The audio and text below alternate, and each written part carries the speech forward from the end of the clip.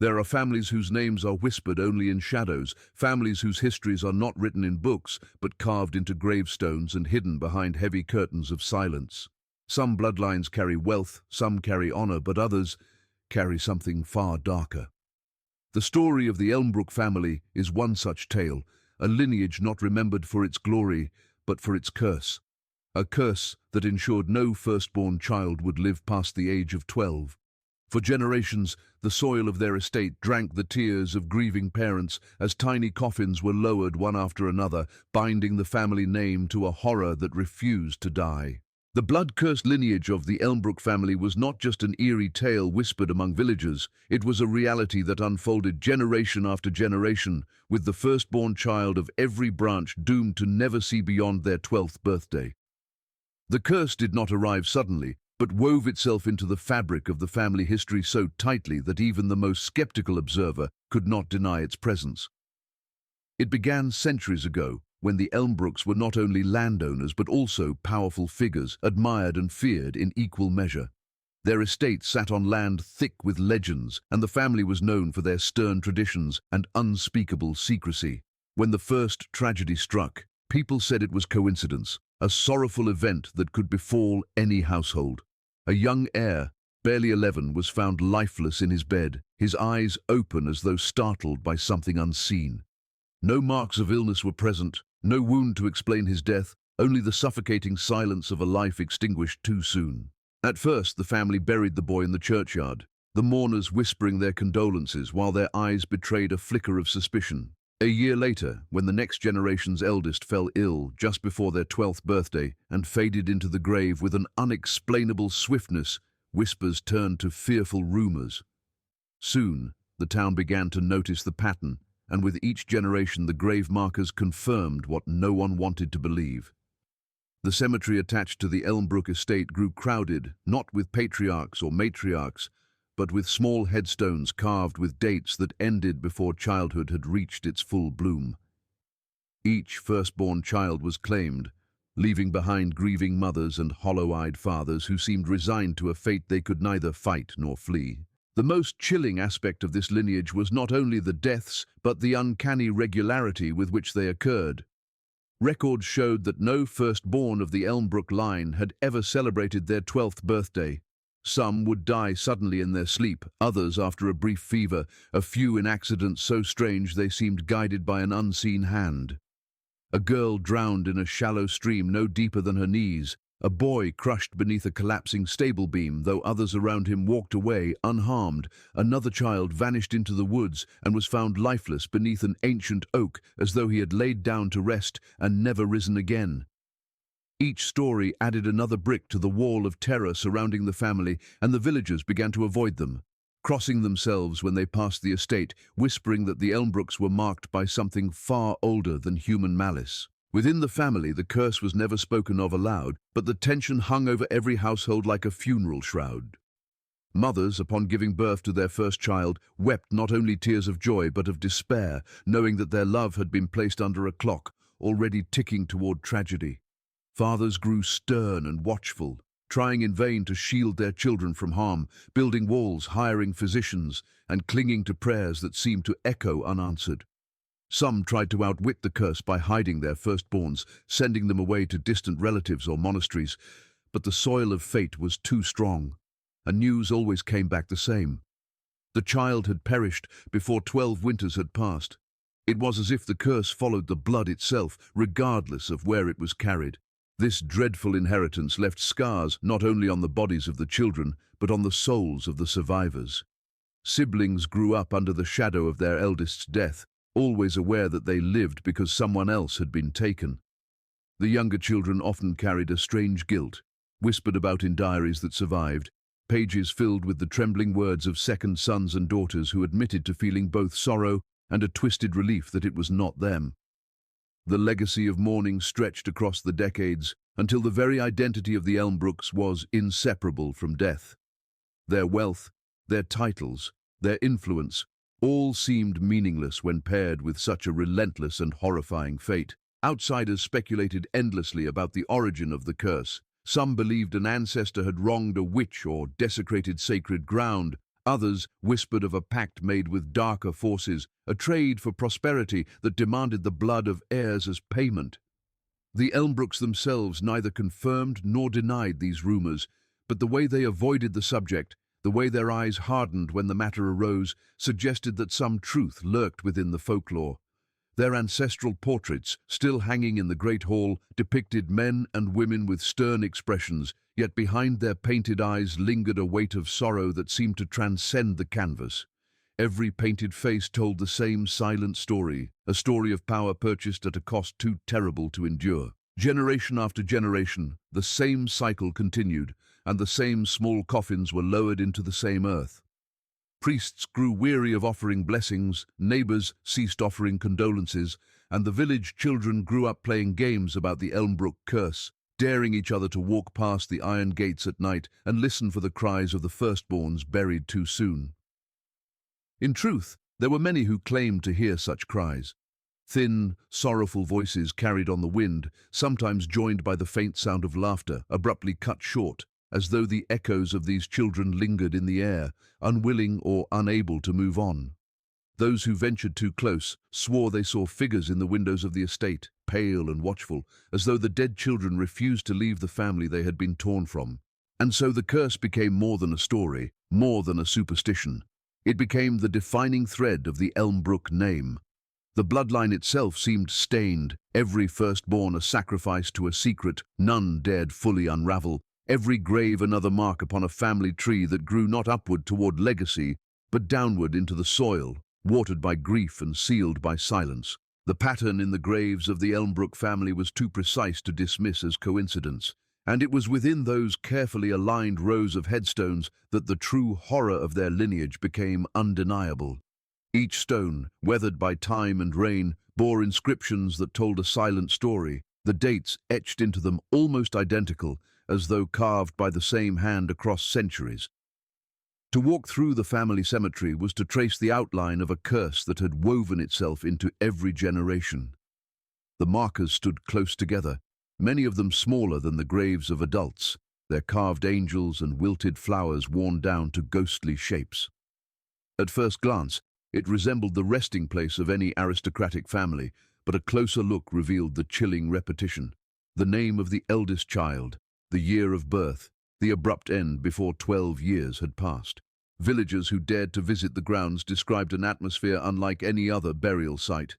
It was not simply the sorrow of lost children, but the eerie symmetry that unsettled them.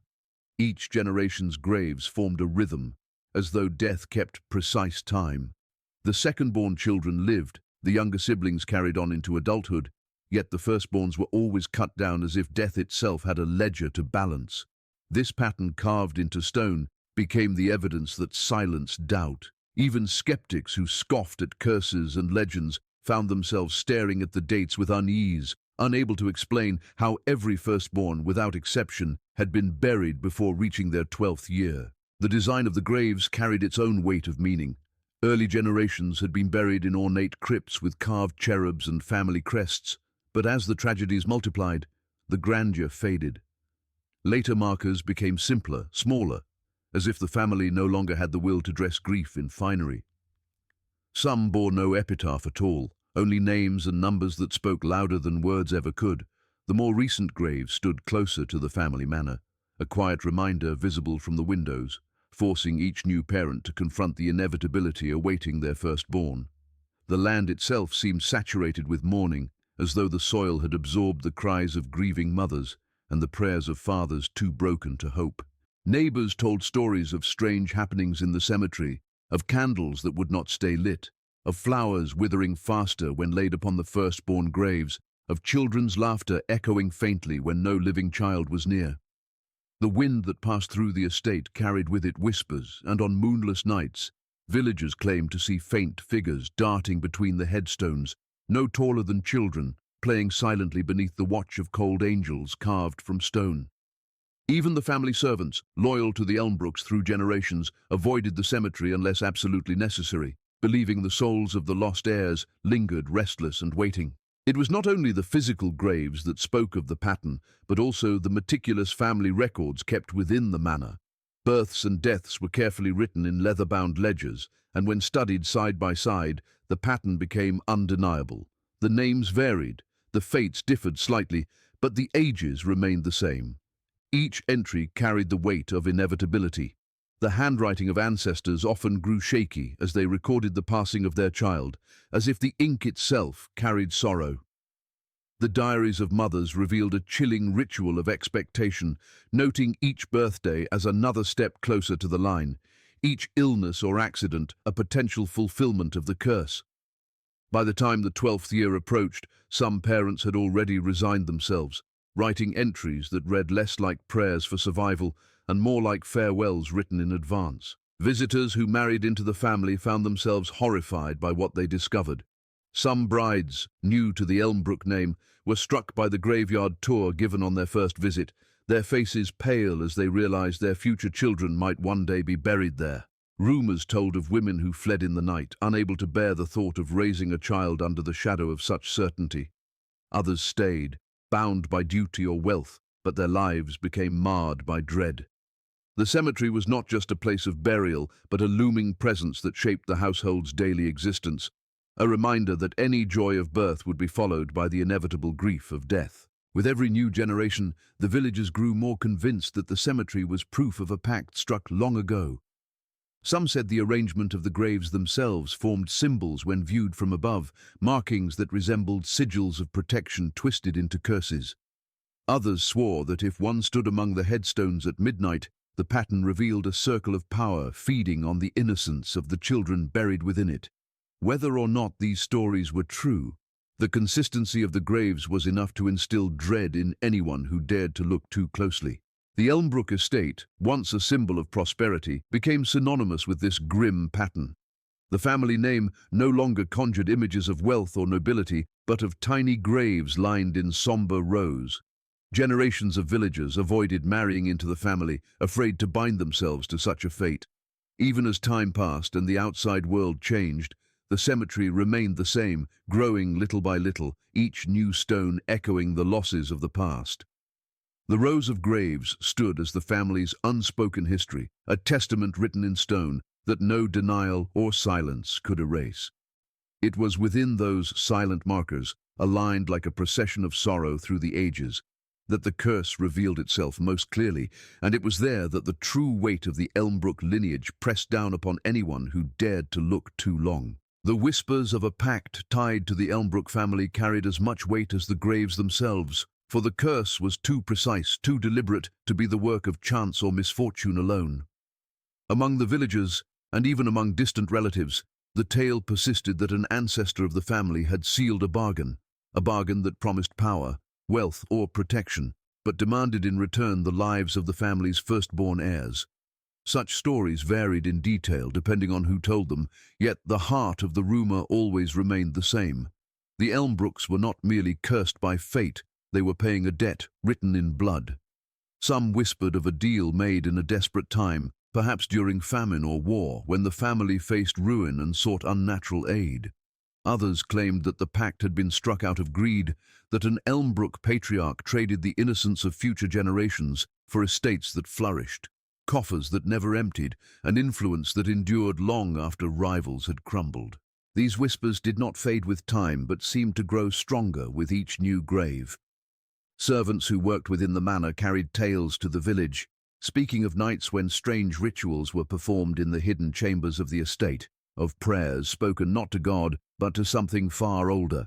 They claimed the family's chapel, though draped in the trappings of faith, held beneath its floor a darker altar, one where vows had been sworn long ago. Some said the very land the manor stood upon had been consecrated in blood, ensuring prosperity so long as the sacrifice was kept. Whether these were embellishments or fragments of truth, they fed into the belief that the Elmbrook curse was no accident but a living agreement that renewed itself with each new generation. What gave these rumors even more weight was the way the family themselves behaved. Though they never spoke openly of a pact, there were moments when their actions betrayed a fearful respect for some unspoken rule. Firstborn children were often kept under the closest watch, guarded by servants, sheltered from the outside world, as though their parents hoped that vigilance could undo what was inevitable. Yet, despite their efforts, the children still died, and each time the family reacted not with shock but with a grim resignation that unsettled outsiders. Their grief was real, yet beneath it seemed to be an acknowledgement that the loss had been expected. It was as though they were mourners rehearsing a role they had been born to play, trapped in a cycle none dared to break. The villagers clung to stories of the pact because it gave shape to what otherwise was incomprehensible. They spoke of a hooded figure seen wandering near the estate in the dead of night, believed to be the emissary of whatever power claimed the children. Some said that before each death the child would dream of a visitor, a shadowy presence that stood at the foot of their bed and whispered promises no child should ever hear. A few diaries of the family hinted at such dreams, describing voices that lulled the children into a sense of comfort before leading them into eternal silence. If these writings were to be believed, then the pact was not merely a distant curse, but an active presence that visited each heir, ensuring the debt was collected. Among scholars who studied folklore, the Elmbrook curse became a subject of fascination. Some argued that the story resembled ancient European tales of noble families who bound themselves to supernatural guardians, trading human sacrifice for lasting prominence. The Elmbrooks' continued wealth, despite their tragedies, only strengthened this theory. For while their firstborns perished, their estates remained intact, their lands fertile, their coffers never drained. Rivals who sought to overtake them faltered, misfortune falling upon anyone who attempted to exploit the family's grief. It was as though the blood of the firstborns purchased not only survival but dominance, protecting the family's position across centuries.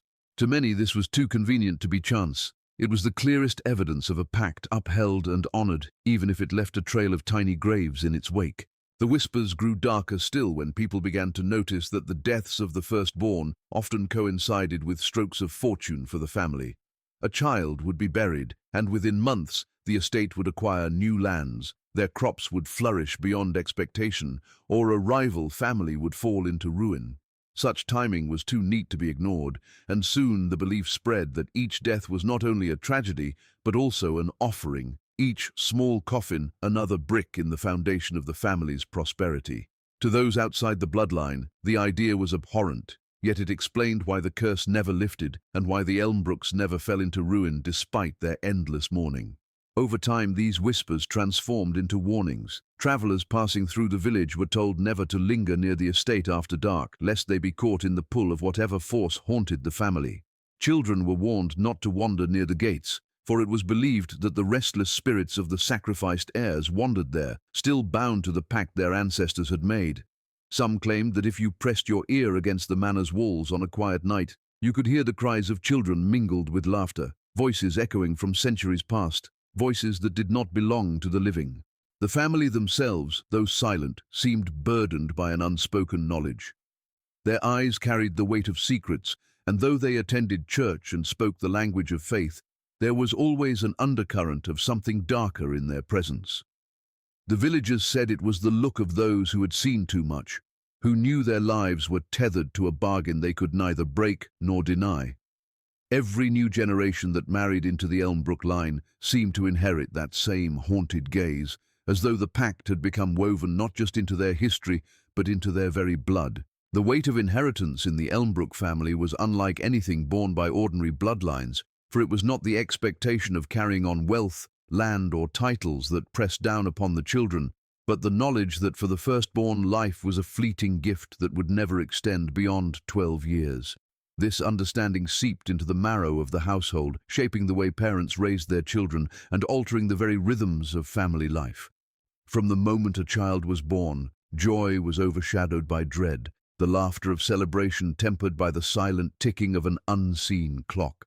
Mothers, though they cradled their infants with tenderness, often wept in solitude, knowing their arms would soon be empty. Fathers who might otherwise have dreamed of heirs to continue the name grew hardened, their affection tangled with fear, their eyes shadowed by the inevitability of what lay ahead. Every birthday was not a milestone of growth, but a reminder of how little time remained. Where other families celebrated with cakes, gifts, and laughter, the Elmbrooks often marked their firstborn's birthday with subdued gatherings, the air heavy with unspoken sorrow. By the time the child reached 10, each day felt like a countdown, the house filled with an almost unbearable tension, parents glancing at the calendar as though it were a ledger of doom. Servants whispered among themselves, noting how the atmosphere grew darker as the fateful 12th year approached, the parents more withdrawn, the child themselves sensing that something was being hidden from them, though rarely told outright. The inheritance of fear was not limited to the parents alone. Younger siblings grew up in the shadow of their elders' impending death, watching as their parents poured love and desperate attention into the doomed child, while simultaneously preparing for loss. This created a strange imbalance within the family, where the younger children lived with guilt for surviving, burdened with the knowledge that their place in the household existed only because another would soon be taken. Some diaries discovered from later generations revealed how siblings confessed to feelings they could not reconcile. Sorrow for their brother or sister, relief that they themselves had been spared, and shame for feeling relief at all. The emotional inheritance of the curse was as suffocating as the physical pattern of graves. To outsiders, the Elmbrooks appeared both privileged and cursed, wealthy enough to command respect, yet broken by grief too constant to conceal. Those who married into the family found themselves trapped in the same cycle, their hopes for children poisoned by dread. Letters written by mothers who had married into the Elmbrook name speak of nights spent rocking their infants while praying desperately for divine intervention, only to watch those prayers dissolve into silence. Some mothers turned cold, distancing themselves from their firstborn in a futile attempt to shield their hearts from the inevitable, while others smothered their children with affection as though trying to fill a lifetime of love into a handful of years. Both approaches ended in the same grief, the inheritance of loss, repeating again and again. The estate itself seemed to embody this atmosphere of dread, its walls lined with portraits of ancestors whose eyes carried a heavy sadness, their painted expressions marked by the weight of centuries of mourning. Every hallway whispered with memories of lost children, their laughter lingering faintly in corners where no child remained. Even the furniture seemed arranged with caution, as though the family had grown used to tiptoeing around the presence of absence. Servants recounted how toys were carefully packed away rather than discarded, how nurseries were left untouched long after the child had been buried, as though the parents could not bring themselves to erase the brief traces of life that had once filled them. These silent rooms became monuments to the inheritance of sorrow, locked chambers where the echo of small footsteps could still be felt. The very idea of succession became twisted by the curse. Where other noble families raised their eldest with the expectation of inheritance and duty, the Elmbrooks knew their heirs would never live to fulfill such roles. Second-born children, those who should have lived in the shadow of their elder siblings, were instead thrust into prominence, carrying the estate and the family name while haunted by the graves of those who had come before them. They grew up knowing their position was not earned, but given by default, a grim inheritance built upon loss. Many of these second-borns grew bitter, struggling with the pressure of maintaining the family legacy while living under the shadow of a curse that spared them only by chance of birth order. Some records suggest that this bitterness bred resentment, leading to fractured family bonds and unspoken rivalries within the household. Over the centuries, the weight of inheritance shaped not only the family's inner life but also their reputation beyond the estate walls.